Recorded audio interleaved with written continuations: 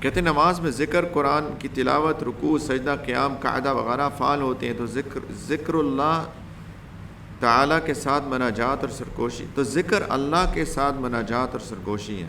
جب اللہ کا ذکر، اللہ کے ساتھ باتیں کرنا ہے چپ کے.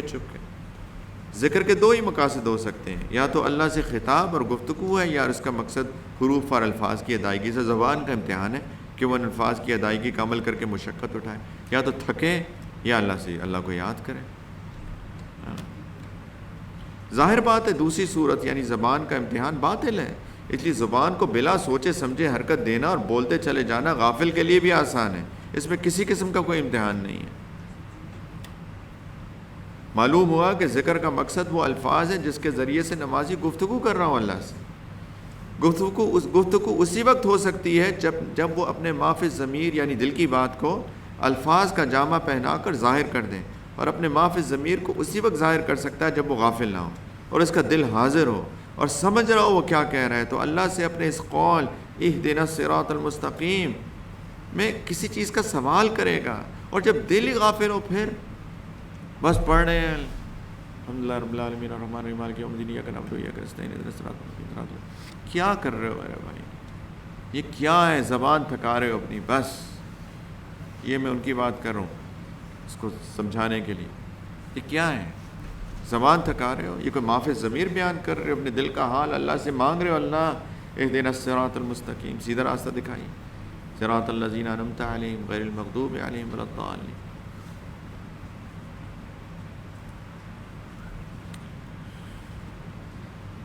کہتے ہیں اس پہ وہ کس چیز کا سوال کرے گا جب دل ہی اس کا غافل ہو، جبکہ وہ گڑ گڑا کر اللہ سے مانگ نہ رہا ہو اور یہ دعا نہ کر رہا ہو. تو غفلت کے ساتھ محض زبان کو ہلانے کا مقصد ہی کیا ہے اور اس میں کون سی مشقت ہے؟ خاص کر جب کہ اس کی عادت بھی ہو جائے تب تو اور بھی آسان ہے نا. انسان کی عادت ہو جائے پر تو بولتا رہتا ہے. یہ تو نماز میں پڑھے جانے والے کا اذکار کا حکم ہوا. کہتے نماز میں قرآن کی تلاوت، اذکار کا ایک مقصد اللہ کی تعریف و ثنا اور اس سے گڑ گڑا کر دعا کرنا بھی ہے، اور رکوع اور سجود کا مقصد اللہ کے سامنے تعظیم ہے. اور اگر نمازی کو دل کی غفلت کے باوجود صرف ظاہری افعال سے تعظیم کرنے والا شمار کیا جائے تو اسے کسی دیوار کی تعظیم کرنے والا بھی شمار کرنا صحیح ہوگا جس کے سامنے وہ غفلت کے ساتھ جھکتا ہے. کہتے ہیں اگر یہ دیوار ہے میں اس کا ایسے کھڑا ہو جاؤں تو کہیں گے میں اس کی بھی تعظیم کر رہا ہوں، جبکہ اس کی تعظیم نہیں کر رہا کیونکہ میرے دل میں کوئی نیت نہیں ہے کہ میں اس دیوار کے سامنے جھکوں. بات سمجھ میں آ رہی ہے کہ اگر میں اس طرح جھک جاؤں، سامنے میرے دیوار ہے، یہ کیمرہ ہے میرے سامنے، تو اگر میں ایسے جھکا ہوں تو کہیں گے جی اس کیمرے کی تعظیم کر رہا ہے، کہیں گے یہ تو شرک کر رہا ہے. مجھ سے آگے پوچھیں آپ تو کیمرے کے سامنے رکوع کیا، میں نے کب کیا؟ نہیں آپ نے کیا، ہم آپ کو پروف کرتے ہیں، ابھی پلے بیک کر کے دکھاتے ہیں. آپ کیمرے کے سامنے جھکیں، وہ دکھائیں گے میں ایسے ہوا. میں کہوں اللہ کے بندے میں تو ایسے ہی بس اپنے آپ کو اسٹریچ کر رہا ہوں، میری کوئی نیت نہیں تھی کیمرے کو سجدہ رکوع کرنے کی. تو یہ کہہ رہے ہیں تو پھر تو اللہ کے سامنے بھی ایسے ہی کرتے ہو تو کیا خاک تعظیم کر رہے ہو تم اللہ کی؟ تو وہ بھی تو غفلت کے ساتھ کر رہے ہو. جب تم یہ اس چیز کو کہہ رہے ہو کہ میں کیمرے کی تعظیم کے لیے نہیں جھکا کیونکہ میں ایسی میرے دماغ کے اندر چیز ہی کوئی نہیں تھی، تو جب اللہ کے سامنے ایسے جھک رہے ہو اور تمہارے دماغ میں ایسی کوئی چیز ہی نہیں ہے، تم حاضر ہی نہیں ہو، تم غافل ہو، تو یہ اللہ کی تعظیم تو نہیں کہیں گے صرف ظاہر کو ایسے کر دینا. سمجھ میں آئی بات سمجھنے کی ہے کہ غفلت کی نماز یہ کوئی نماز ہوئی، یہ اللہ کی تعظیم تو نہیں ہے.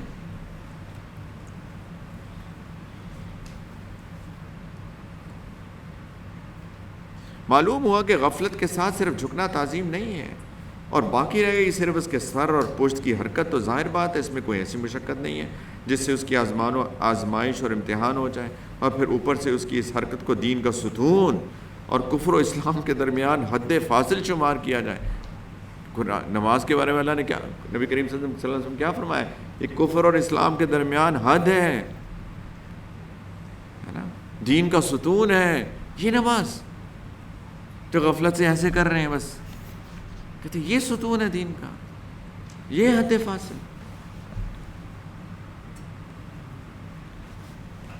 تو حج اور باقی تمام عبادات سے سب کو اس کو مقدم کر دیا ہے. تو یہ بڑی نماز حد سے بھی زیادہ ہے، سب سے بڑا پہلا رکن ہے نا دین کا. یہ حد سے بھی بڑی چیز ہے، ایسے کرتے رہنا اور صرف اسی کے چھوڑنے والے کو قتل کر دیا جائے، یہ تو پرانی بات ہے.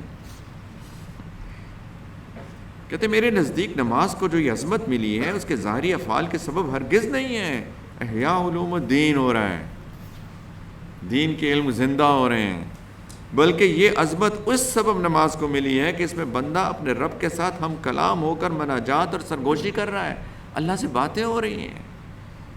اور یہی بات روزے، زکوٰۃ اور حج بلکہ اس قربانی میں نہیں ہے جس میں انسان مال خرچ کر کے نفس کا مجاہدہ کرتا ہے۔ کہتے یہی تو ہے، حج میں باتیں نہیں ہو رہی، روزے میں باتیں نہیں ہو رہی، زکوٰۃ میں باتیں نہیں ہو رہی اللہ سے۔ کہتے ہیں نماز ان سب سے مقدم کیوں ہے، نمبر 1 کیوں ہے؟ اس میں اللہ سے باتیں ہوتی ہیں، یہ وجہ ہے نماز نمبر 1 ہونے کی۔ اور کہتے ہیں اگر اس میں وہی نہ ہو تو پھر یہ نماز ہی نہ ہوئی۔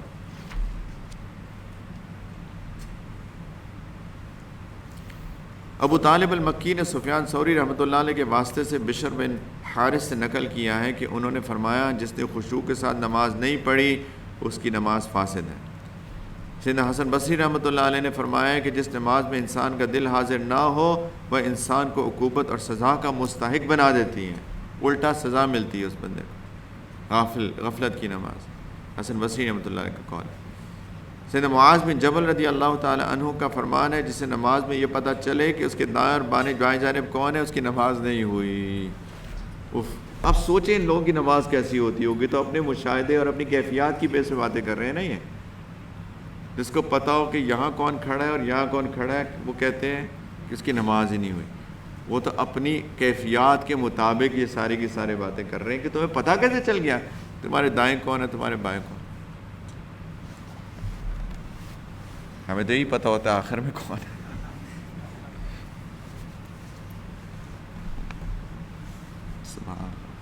سب پتہ، کون آ رہا ہے کون جا رہا ہے۔ کہتے ہیں کیسی نماز۔ عبد الواحد بن زید نے فرمایا علماء کے اس بات پر اجماع اور اتفاق ہے کہ نمازی کو اس کی نماز سے اتنا ہی ثواب ملتا ہے جتنا وہ اس میں سے سمجھتا ہے۔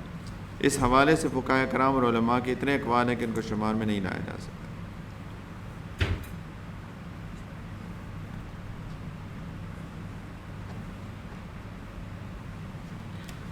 کہتے ہیں حق اور سچ یہ ہے کہ شریعت کے دلائل اور احادیث و آثار کی طرف رجوع کیا جائے۔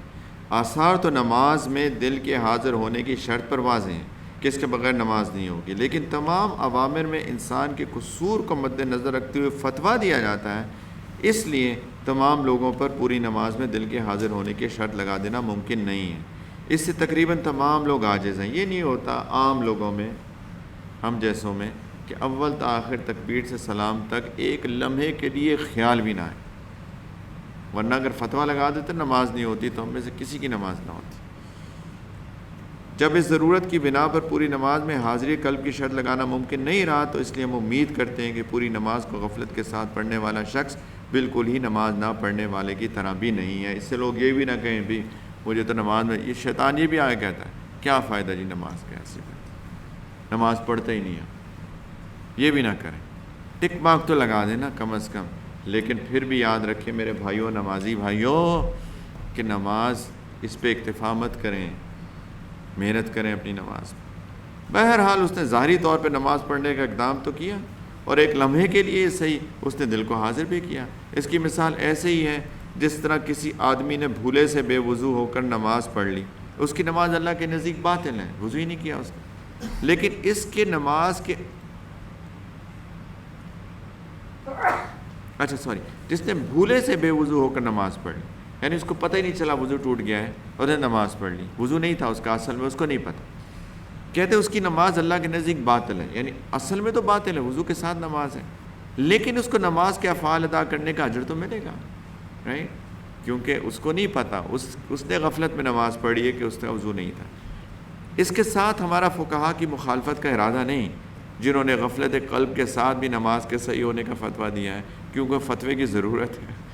کہہ رہے میں اختلاف کرتا ہوں لیکن میں علماء کے ساتھ جنرلی اختلاف کر رہا ہوں، لیکن میں ان کے فتوے کا اختلاف نہیں کر رہا کہ وہ فتویٰ دیتے ہیں کہ نماز حضور قلب کے بغیر ہو جاتی ہیں، لیکن میں کہہ رہا ہوں نہیں ہوتی ہے، لیکن وہ کہتے ہیں ہو جاتی ہے، کہتے ہیں میں ان سے مخالفت نہیں کر رہا کیونکہ ان کی ضرورت ہے علماء کی، کہ ورنہ تو بیچارے کسی کی نماز نہیں ہوگی، وہ ضرورت کے تحت کرتے ہیں، لیکن سمجھو کہ نماز اصل میں نماز نہیں ہے، نماز اصل میں خشوع اور خضوع والی ہے۔ جیسے کہ اس پر پہلے بھی تنبیہ گزر چکی. بہرحال جس نے نماز کی حقیقت کو سمجھ لیا اسے معلوم ہے کہ غفلت نماز کی ضد ہے. نماز ذکر ہے، غفلت نماز کا اپوزٹ ہے. نماز اور غفلت نہیں چل سکتے اکٹھے. اس ساری گفتگو کا حاصل یہ ہوا، خلاصہ یہ ہوا کہ دل و دماغ کا حاضر ہونا نماز کی اصل روح ہے. کم از کم تکبیر تحریمہ کے وقت دل کے حاضر ہونے سے بھی روح کی ایک رمق پائی جاتی ہے. کچھ تو کر لو. سبحان اللہ. اللہ اکبر کے وقت تو تھوڑا سا. سٹیپ نمبر 1، نماز میں دل و دماغ کی یکسوئی کا کم ہونا باعث ہلاکت. استغفر اللہ. جتنی دل کی یکسوئی زیادہ ہوگی نماز کے اتنی اجزاء میں یہ روح سرایت کرتی چلی جائے گی. کہتے وہ صفات جن سے نماز کی حیات کامل ہو جاتی ہیں، یعنی نماز زندہ ہو جاتی ہیں، وہ بہت زیادہ ہے، لیکن خلاصہ 6 چیزوں میں سمجھ لیں. نمبر 1، دل و دماغ کا حاضر ہونا. دل و دماغ کا حاضر ہونا. نمبر 2، سمجھیں. جو پڑھ رہے ہیں اس کو سمجھیں.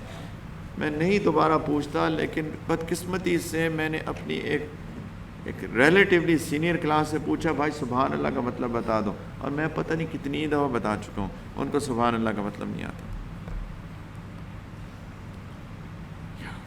کم از کم نماز سمجھ تو لیں. صبح شام تکرار تکرار تکرار، سبحان ربی الاعلیٰ، سبحان ربی العظیم. کچھ تو سمجھ لیں یہ ہے کیا. نمبر 3، تعظیم. اللہ کی عظمت ہو دل کے اندر. نمبر 4، ہیبت. ایک اللہ کی ہیبت ہو، اللہ کے سامنے کھڑا ہوں. نمبر 5، یہ بھی نہیں ایسا ہیبت اور ایسی ڈر جائے کہ بس ختم، امید قبول ہو جائے گی انشاءاللہ. اور نمبر 6، اللہ سے حیا کرنا. اللہ سے حیا کرنا. ایسے نماز نہ پڑھنا کہ سجدے میں جاؤ تو سارے منکشف چیزیں کھل جائیں. استغفر اللہ. اتنا عام ہو گیا ہے، بس شرم آتی ہے. مسجد میں اندر پہلے تو صرف خواتین سے نظریں جھکاتے تھے، اب مردوں سے بھی جھکانی پڑتی ہیں. وہ سجدے میں جاتے ہیں، وہ سارے ان کا آگے پیچھے باہر آ جاتا ہے. استغفر اللہ. یہ کیسا لباس ہوا ہے؟ یہ کیسا؟ اللہ سے حیا کرنی چاہیے نا، تھوڑی نہیں بہت. کپڑے اسی لیے اللہ تعالیٰ نے فرمایا کہ خذوا زینتکم عند کل مسجد. اپنی مزین ہو کے جاؤ، اچھے کپڑے پہنو نماز کے وقت. یہ کیا بات ہے؟ عجیب عجیب سے سلوگنز جا کے نماز، پیچھے والا بندہ کھڑا ہو کے آپ کے سلوگنز ہی پڑھتا رہے ٹی شرٹ کے. حیا، اللہ سے حیا.